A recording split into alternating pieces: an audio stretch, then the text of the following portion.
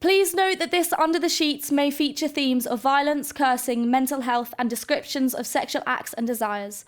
Some episodes also contain themes which may be triggering.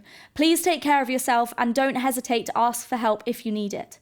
I'm not providing medical or health advice as I'm not a professional. So if you do have any medical or health queries, please consult a professional such as a GP or visit www.dirtytalkofficial.com/helplines for certified health organisations.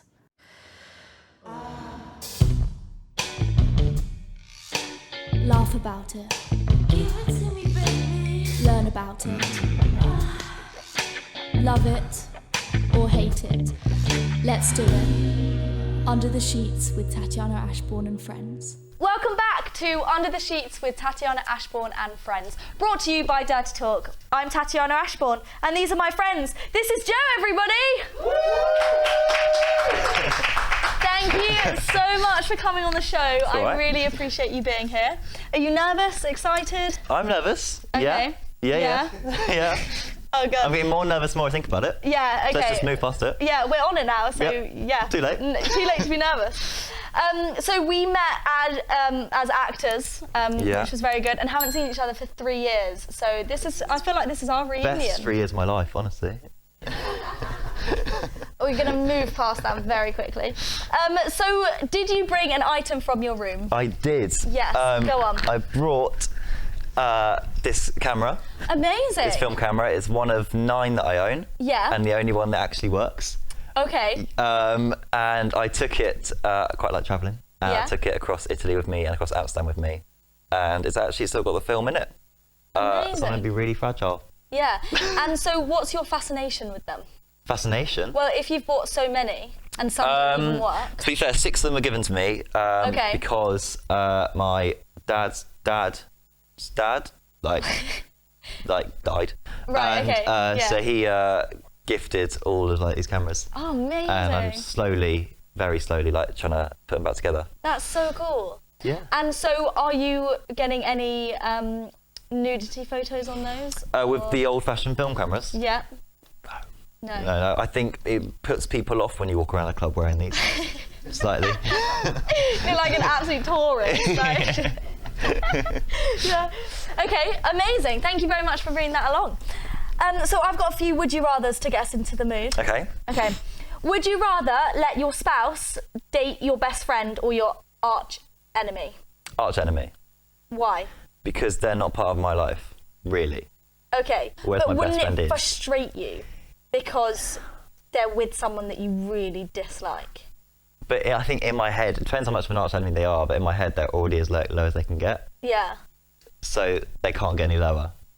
Whereas if it was my best friend, he's still massively part of my life. Yeah. And I've got to think about them fucking and doing all that. Yeah. Whereas my arch enemy, I'm like, oh, you're already a scum in my eyes. Yeah. So it's true.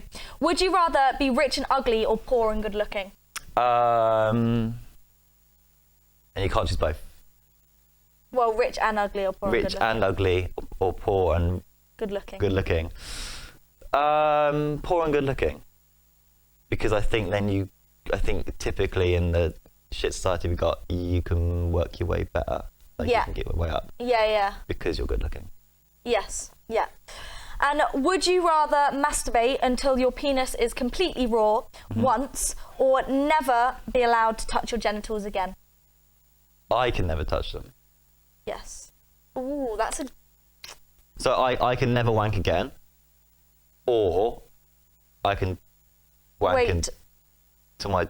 And you want to do the second one? So you want to wank? So you want to wank to your completely raw? No. You never want to. You never wank again. Okay. Because that's someone else can. Someone else can. Yeah. Okay. Yeah. Okay, tell me a bit. So when I first met you, you were a virgin. Yeah. And now I hear that you're not. I'm not. Not through the grapevine, but from you. You've told me. Big news. Big news. Joe's not a virgin. No, I'm not. Okay, tell me more. How? When? What? How? It happened August last year. Okay. Yeah. Okay. And I'm assuming you want further information. Yeah, of course. Why are you here? So I had been seeing someone for about 3-4 weeks. Okay. it came to a natural end. Yeah.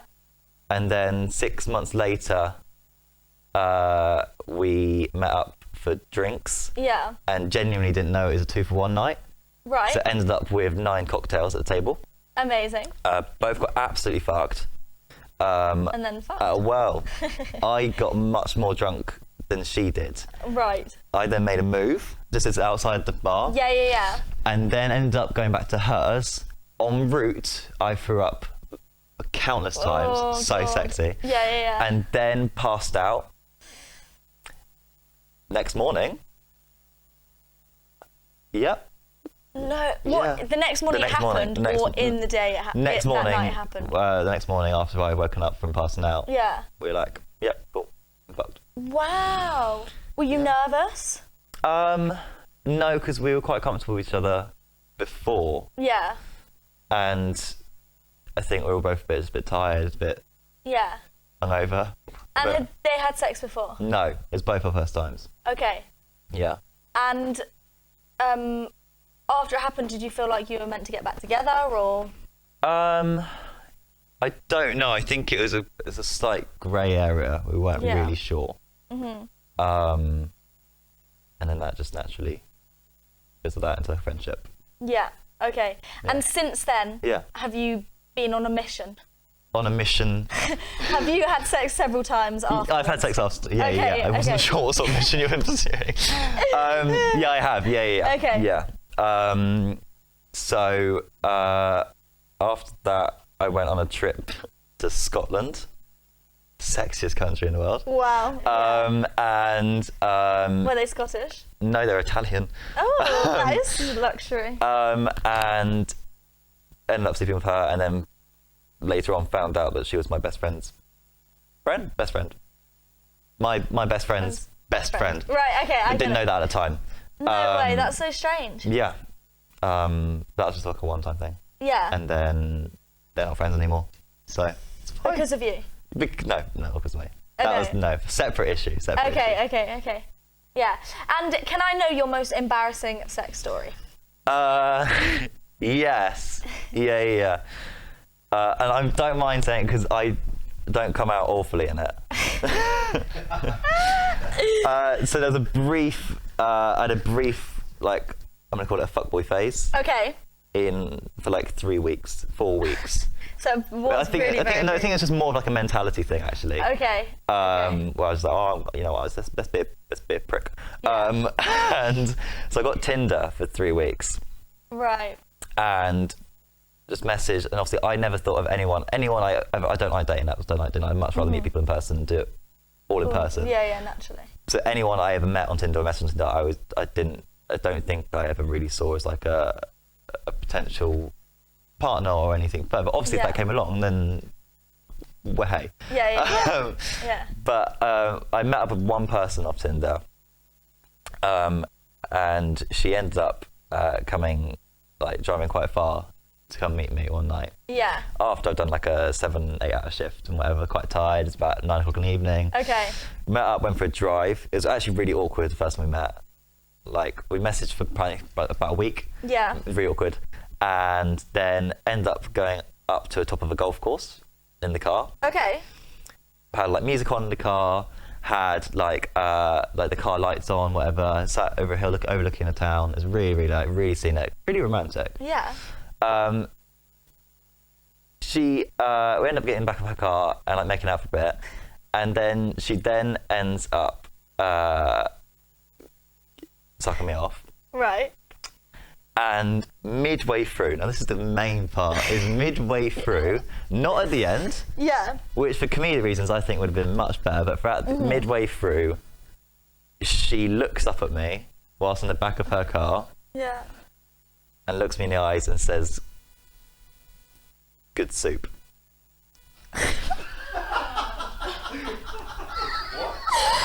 What? Which was like a trend on TikTok for quite a while, and I think that maybe was like current at the time. Right. Okay. And I kind of went, and then continue for like 5-10 more minutes, Yeah. and then whatever happens, and then so then that happened.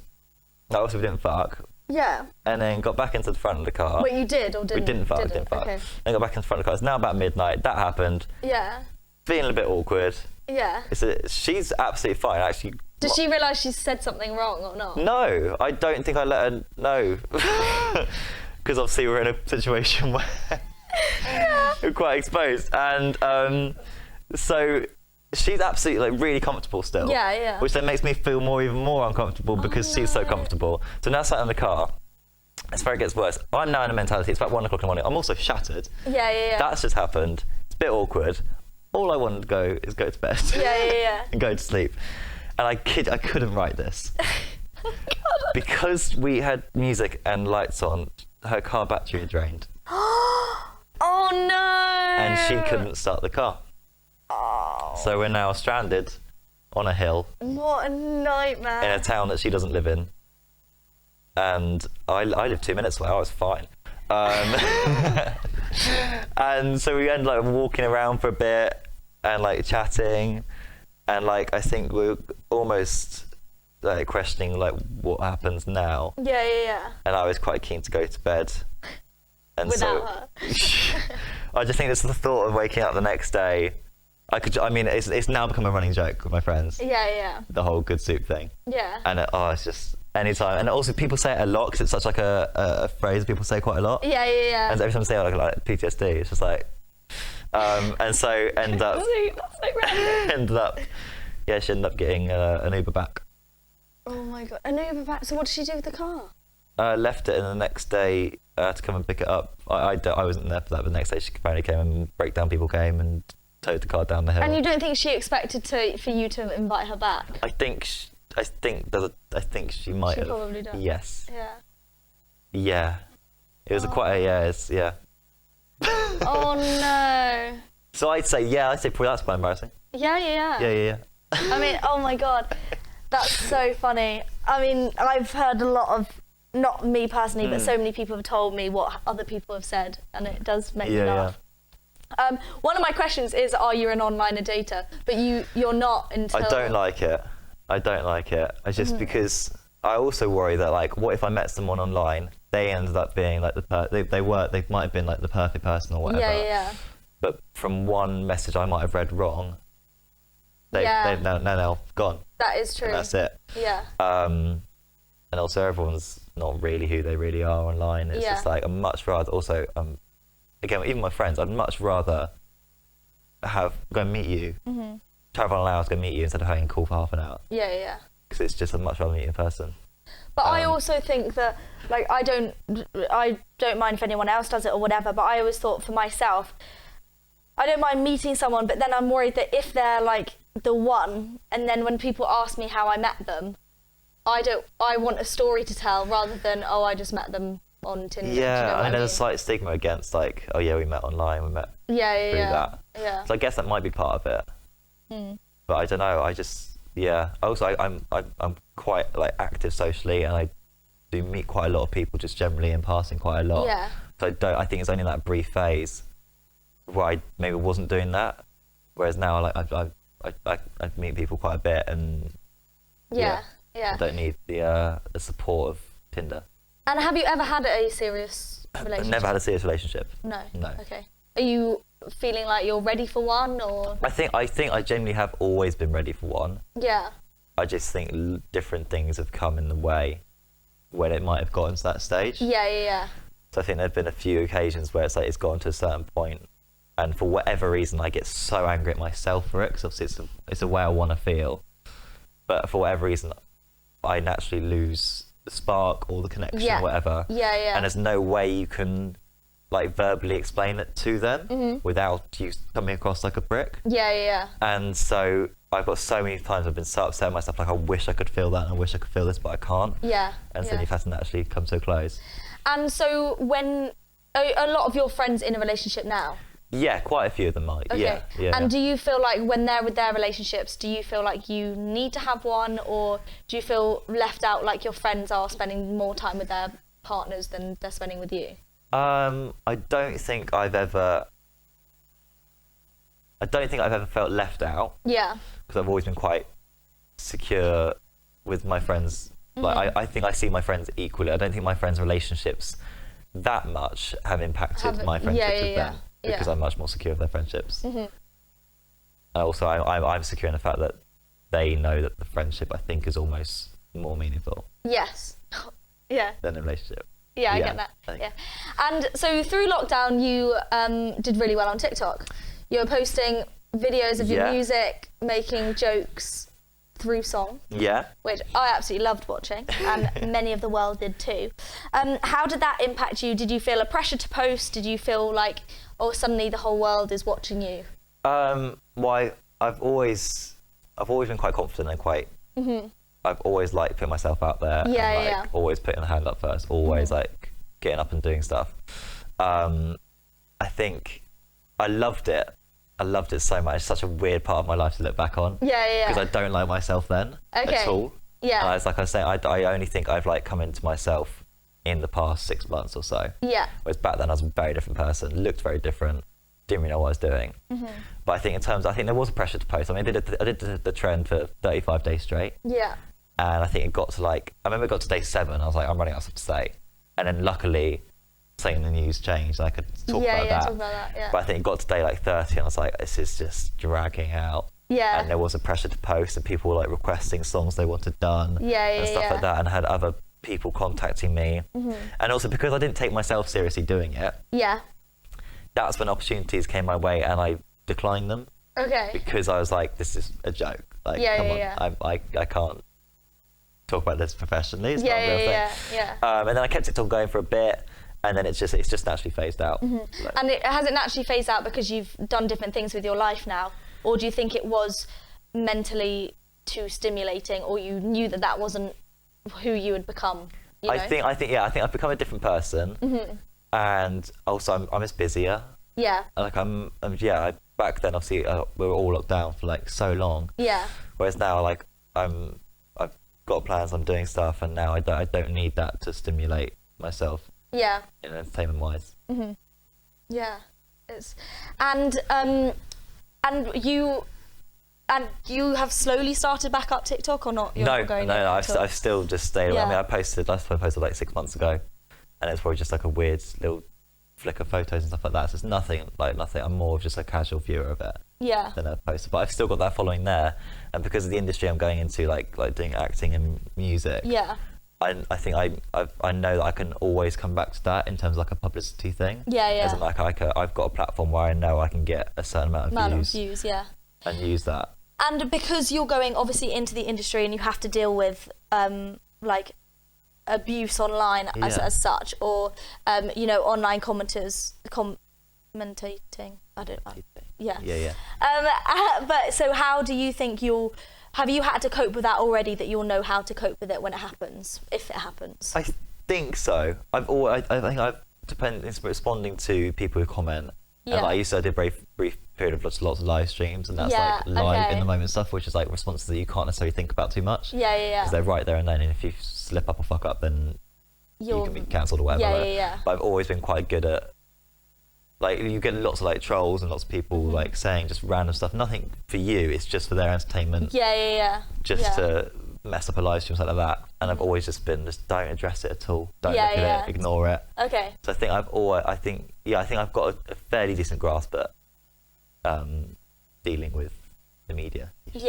And also, how do you feel about the cancel culture? Because obviously that's a big thing now. That's a lot of people do get cancelled or whatever.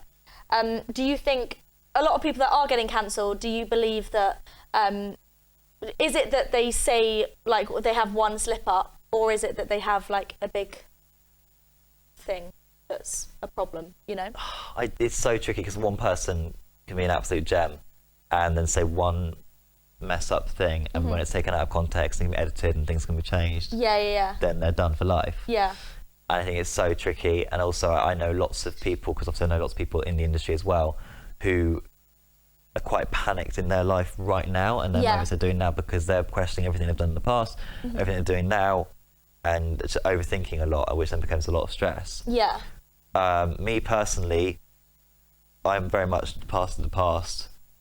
I do believe in like growth. But I think when it comes to certain things where it's maybe like a personal view, or like a like a negative view towards a community or Yeah. something like that. Yeah. When that's in the past and it's that serious, then you might want to look into that as an issue. Yes. Yeah. Okay. I've got questions from the audience. So Okay. I'm just gonna. When as you were growing up, Yeah. did you ever think that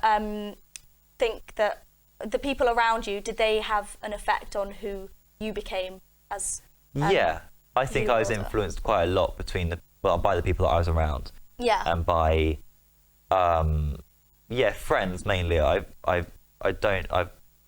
never looked up to like people, like famous people, like celebs, or in a way in that sense. But I think I've got friends who influence me, and have just naturally, not maybe a conscious thing, but naturally, I've taken parts of that, and Yeah. taken parts of that, and naturally become a better person because of them. And is there one person that you have in your mind that has influenced you? I've got a mate, my mate Jack. We're very, very similar. But I've known him for 7 years, but it's not in the sense that we've done that consciously. I think we've Yeah. both become quite a similar person, just probably the amount of time we spent with each other. Yeah. And we've got very similar in loads of different senses. I think he's influenced me quite a lot. Yeah. Okay. And there's another question here. How did you get into music and acting? Is that something you find attractive in a partner too? Good question. I mean, I got into acting when I was 5. Did little shows, and I've been doing it like professionally Yeah. for like 5 years, like making money off it. And the music only in the past 4 years or so. Yeah. And they've both kind of taken a very similar path, working Yeah. on it at home, auditioning, going to auditions, releasing music, producing music, and doing stuff like that. So they've all kind of followed a similar path. I think in a partner, thinking back to it when I've met people, maybe on a night out or at different events or different things, if they mention that they like acting or they're interacting or stuff like Yeah. that, I do remember a little moment, like a little, all right, Oh, yes. cool, Yeah, little yeah. buzz, Yeah. yeah. Because also it typically means they're confident as Yeah. well, Yeah. which I quite like. Okay. Yeah. That's good. And once you lost your virginity, did you become more confident with your acting and music? Oh, That's such a good question. that's a really good question. Yeah. If they're linked, yeah, I'd say so. I think I know I became much more confident myself, and like I'm naturally quite with friends, family, Yeah.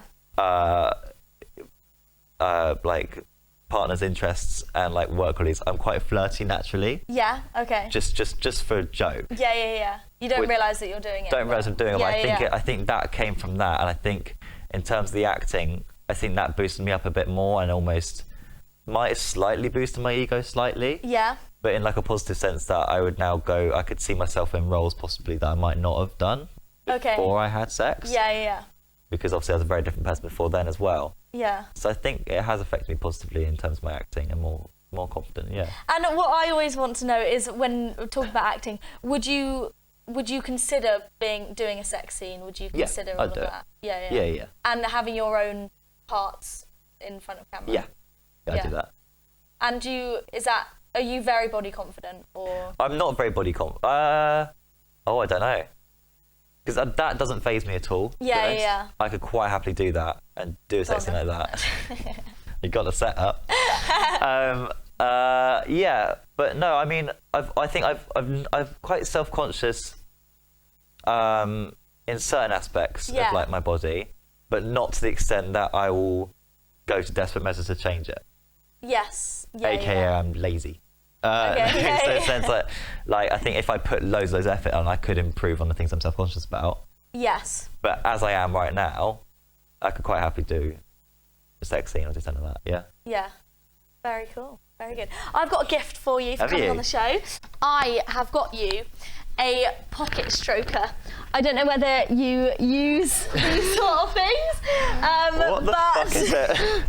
it's basically... Is it a flashlight thing? Yes. Yeah. That's not me saying I've got one. No, I no, just no. know what it is. No, but I mean, it's not a problem if you do. But yes, I don't, I didn't know what this was until I walked into Ann Summers, and I was like, oh, what's this? And then realised what it actually is. Yeah. Why is it called a pocket stroker? I have no idea, but it's slightly strange. It slightly gives off the impression that you can just carry it in your pocket around with you. It does, yeah. I mean, give it a go, let me know. But enjoy. Thank you so much. No worries. Wow. This is Jo, everyone. Thank you very much. Thank you. This is so good. If you would like to be a part of the show, please check out our website at www.dirtytalkofficial.com. We welcome all sexualities regardless of your sexual experience. If you would like to be an audience member only, please get in touch the same way. Like and subscribe on all social media platforms.